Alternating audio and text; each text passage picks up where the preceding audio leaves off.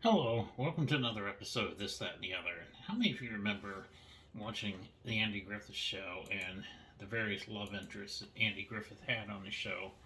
First season, Eleanor Donahue. She was on the show Father Knows Best prior to that and went right from that show to Andy Griffith's show.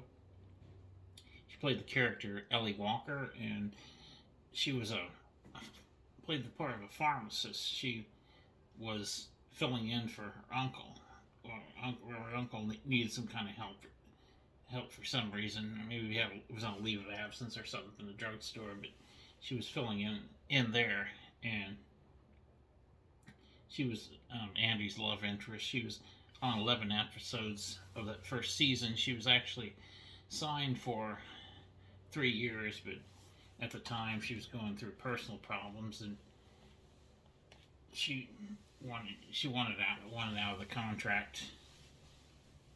I remember they were talking to some local DJs were asking Andy Griffith about that, why she wasn't on the show longer. He said after that first year she didn't want to be on the show anymore. She has to be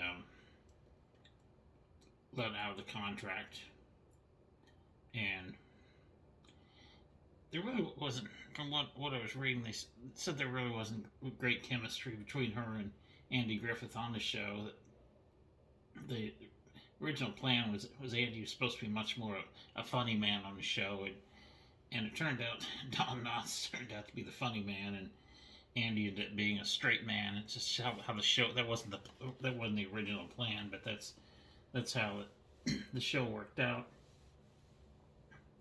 And there was a Christmas episode where her and Andy sing "Away in the Manger" on the Christmas episode of the first season, and